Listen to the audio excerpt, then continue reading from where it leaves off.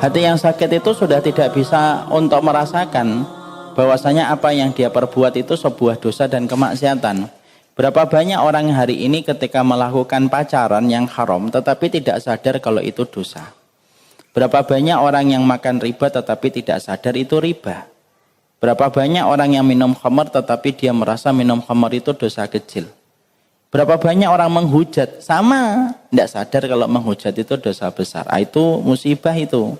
Dan itu pemilik hati yang sakit. Walaupun terbalut dengan hal-hal yang sifatnya islami, apa yang membalut dirinya ketika terlihat Islam itu belum tentu menunjukkan hatinya sehat. Makanya akhirnya ketika dia melakukan keburukan tidak pernah merasa kalau dia itu keburukan. Coba kita lihat, kalau kita lihat tipe di YouTube, ada tipe-tipe orang yang mereka bangga untuk memperlihatkan segala macam dosa dan kemaksiatannya. Satu, saya di YouTube tuh ngelihat ada dukun itu nggak malu kalau menyebut dirinya dukun. Namanya mbah siapa gitu. Bahkan punya blog, vlog sendiri. Nggak malu untuk mengatakan dirinya adalah paranormal. Bahkan kemudian kemarin saya baru ngeliat ada yang kemudian, ayo siapa yang pengen saya tantang masalah-masalah gaib, saya kirim dari sini. Tidak malu dia. Kenapa? Padahal itu merupakan perkara yang sifatnya harusnya menjadikan seseorang begitu sungkan. Dukun dulu Pak, itu kalau kita tanya sama saya, pernah nanya sama bapak saya. Bapak pernah nggak jumpai dukun tahun 70-an itu yang memproklamirkan dirinya dukun? Tidak ada. Mereka rata-rata diam-diam dan secara rahasia. Sekarang tidak, terang-terangan itu. Ada pula yang kemudian memperlihatkan gaya kehidupan bebas. Cewek, perempuan, muda, lagi senang-senangnya sama laki-laki, ciuman, liburan ke luar negeri, berduaan. Nikah belum. Yang membuat nanti sebel itu sudah kayak gitu. Kalau nanti putus, nangis-nangisnya juga di YouTube gitu loh. Ya. Maka kemudian ketika memperlihatkan itu, kemudian dia tidak merasa sungkan dengan semua perbuatan dosa dan kemaksiatan itu. Itu hati sudah sakit parah itu, kata kalau di sini nih. Sampai kemudian dia tidak bisa merasakan sakitnya maksiat, Masya Allah. Jadi dosa itu sudah tidak merasa itu dosa. Makanya lihat Pak, orang kalau sudah kebiasaannya menghujat contohnya, maka nanti dia memandang hujatan itu tidak lagi dosa. Yang ngeri itu apa? Memandang hujatan sebagai amar ma'ruf nahi mungkar menurut versi ilusinya mereka.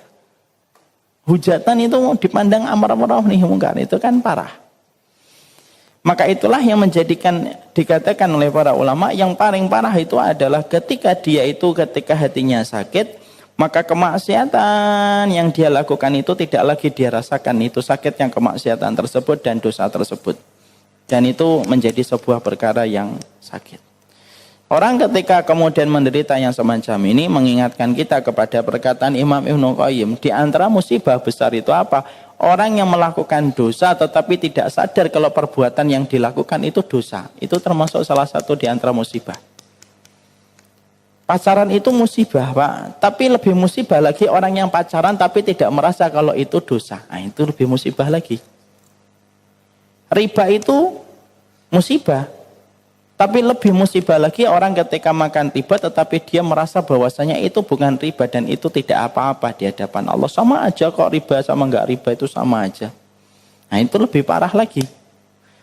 Makanya itulah yang menjadi penyebab pertama orang itu sakit. Kalau lama-lama, nah kita baru ingat. Fi qulubihim maradun fazadahumullahu marada.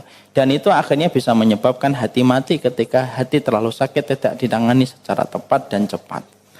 Makanya kemudian dia akhirnya berada di dalam kebodohan dan akhirnya memiliki akidah yang sesat. Sama dengan orang-orang yang memiliki pemikiran liberalisme.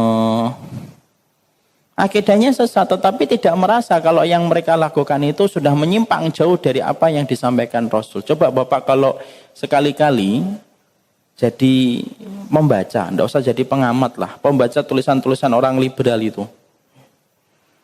Ya, ada yang sampai mengatakan Muhammad itu hanyalah tokoh sejarah yang muncul di panggung kehidupan, kayak Mahatma Gandhi, kayak Bunda Teresa. Loh itu kan parah.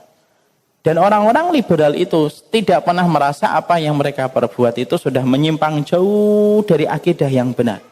Dan dia merasa dirinya mereka itu tetap tidak apa-apa ketika mereka melakukan kritikan-kritikan kepada nas-nas yang sudah diagungkan di dalam agama ini. Tidak ngerasa dia. Contoh tadi saya sempat ngelihat itu video YouTube tadi pagi sembari perjalanan. Saya ngelihat ada seseorang itu yang menabiskan dirinya sebagai pendiri liberalisme di Indonesia. Dia mengatakan di video tersebut, saya itu memang dari dulunya tidak bisa diatur. Nah itu udah ngomong gitu. Ada di YouTube-nya masih bisa dibuka. Kalau ada buku yang dilarang, justru saya akan baca. Tuh. Saya akan lahap semuanya. Makanya ketika saya melahap semua buku-buku yang dilarang itu, makanya saya akhirnya pengen membuat jembatan untuk menjembati semua itu. Lah, lahirlah itu kelompok liberalisme. Loh. Tuh kan? Sudah tidak merasa malu dia. Saya bingung gitu, ada orang yang sedang menyampaikan dia tentang liberalisme dan bagaimana akibatnya, walaupun alhamdulillah dengan izin Allah tidak laku ya. Karena orang-orang munafik itu selalu mengikuti arah mata uang, bukan arah mata angin. Dia mengikuti arah mata uang itu kemana? Makanya orang-orang liberal ketika sudah tidak laku, akhirnya menjadi kutu loncat di banyak golongan dan banyak partai untuk mengambil keuntungan. Makanya ketika dia mempropagandakan semua liberalisme itu, dia tidak pernah merasa perbuatan itu betul-betul perbuatan yang sangat berbahaya dalam akidah dan bisa menjerumuskan dia pada tingkat kemunafikan besar, yaitu tingkat kemunafikan i'tiqadi. Kenapa ya ada orang yang melakukan semacam itu, tidak merasa itu adalah musibah, tidak merasa itu kemaksiatan, dan tidak merasa itu adalah akidah yang sesat? Karena hatinya terlalu sakit, sudah tidak bisa membedakan.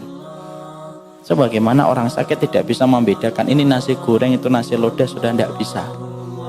Karena sakit yang berat itu menjadikan lisan lidahnya itu tidak bisa untuk menjadi alat kecap untuk membedakan setiap masakan.